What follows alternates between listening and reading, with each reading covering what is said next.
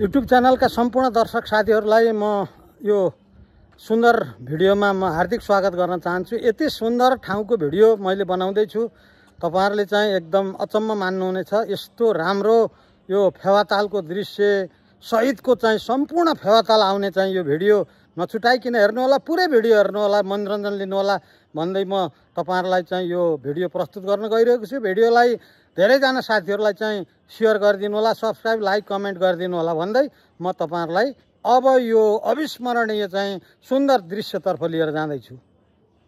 हेर्नुस् यो रानीवन, यो फेवाताल हेर्नुस् कति धेरै राम्रो, कति सुन्दर। लेक साइड पुरै देखिया छ, पुरै लेक साइड ला हेर्नुस्, ल हेर्नु लेक साइड बाराईको मन्दिर ठ्याक्क बिच भागमा हेर्नुहोस् है। ओहो हो हो हो, यस्तो सुन्दर दृश्य, यो अविस्मरणीय चाहिँ भिडियो हो यो। यस्तो चाहिँ सुन्दर दृश्य देख्नलाई मान्छेलाई भाग्य हुनै पर्छ, जो तैले देख्न सक्दैन। मैले यो ताल पारीबाट लिएको चाहिँ सुन्दर दृश्य हो। ल हेर्नुहोस् तालपारीका चाहिँ घरहरू, यहाँ तालपारीका चाहिँ घरहरू यहाँ छन्, होटलहरू।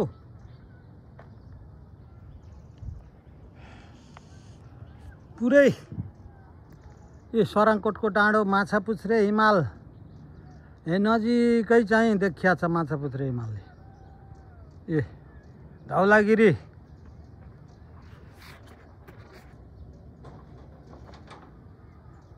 यता अन्नपूर्ण, पुरै पोखरा, पुरै पोखरा देखिँदैछ यहाँबाट। फेवातालको चाहिँ यो बाराई मन्दिरदेखि तलको भाग पुरै ओहो हो हो हो, यस्तो सुन्दर दृश्य। ओहो हो हो हो हो, कहाँ पाइन्छ यस्तो चाहिँ दृश्यावलोकन गर्नको लागि।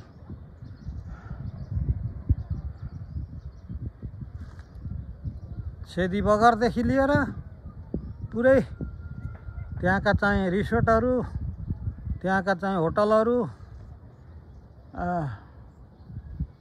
पामे, पुरै पामे। ए अब यो फेवातालको चाहिँ एकदम टाउको, एकदम टुप्पी भनौँ, फेवातालको टुप्पी हो। अब उताबाट चाहिँ हर्पन खोलो आइरहेछ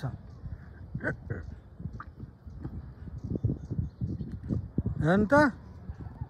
अब यहाँभन्दा माथि चाहिँ फेवाताल छैन।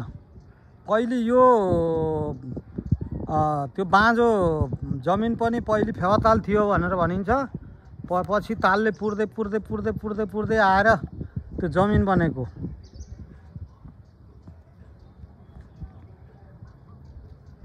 ओहो यहाँ वारीको चाहिँ जङ्गलको भाग, माथि स्तूपा, स्तूपाई, यहाँबाट माथि स्तूपा देखिन्छ।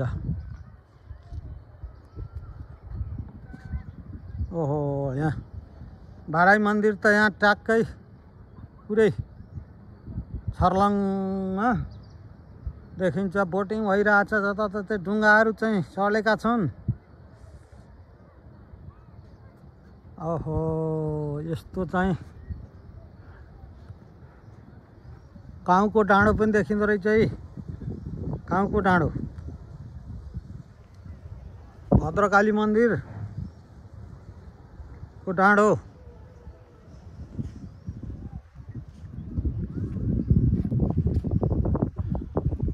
यस्तो चाहिँ सुन्दर दृश्य कहाँ देख्न पाइन्छ।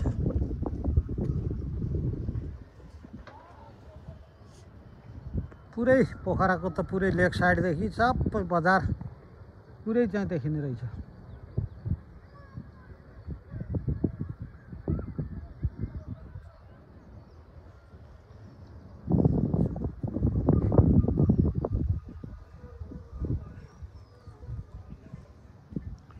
यस्तो युनिक भिडियो बनाउन पाउनु पनि भाग्य हो। मौसम फेरि आज राम्रो छ, घाम लागेछन्, हिमालहरू देखिया छन्। यसरी सराङकोटको डाँडोबाट यतापट्टि चाहिँ माछापुच्छ्रे छ।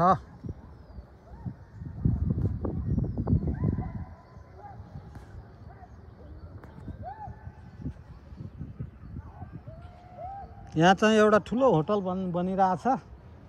यो होटलबाट चाहिँ मैले लिएको दृश्य हो। यहाँ यो होटल बन्दैछ, यहाँ धेरै अग्लो होटल छ। म पछि चाहिँ तलबाट चाहिँ खिचेर देखाउँछु। यस्तो यो सुन्दर दृश्यमा बनेको यो होटल कति खर्चिलो गरेर बनाएको छ। 5-6 तले होटल, कति कस्टी होला, पैसा कति खर्च भयो होला नि।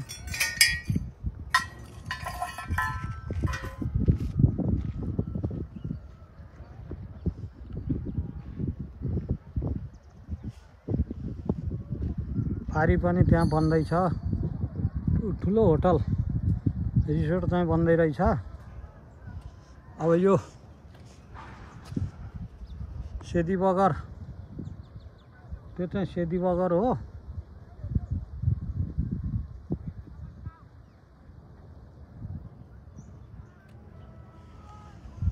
जति हेरे पनि अगाइँदैन।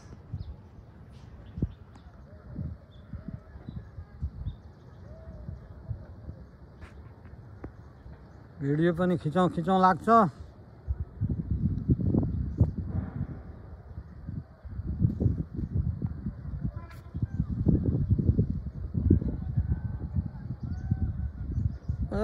पुरा ढुङ्गामा चाहिँ सहर गरेका छन् मानिसहरू।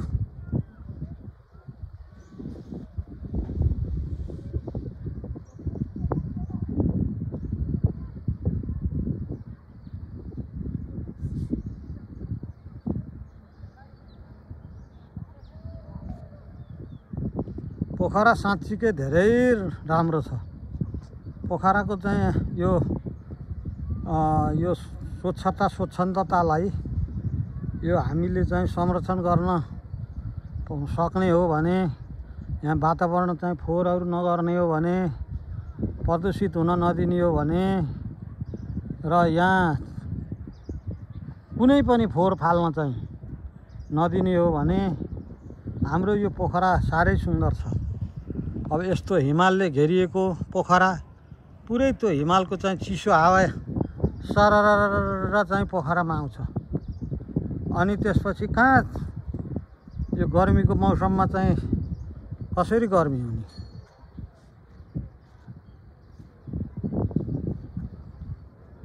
यस्तो चाहिँ अविस्मरणीय चाहिँ ठाउँ पोखरा त संसारकै उत्कृष्ट ठाउँ हो।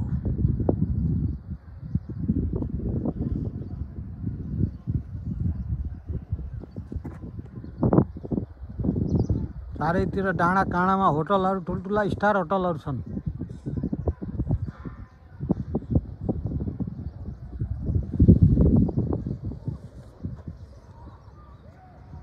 मैले यो तालपारीबाट चाहिँ लिएको दृश्य हो। यो आज पहिलो पटक तालपारी आएर मैले यो भिडियो बनाइरहेको छु।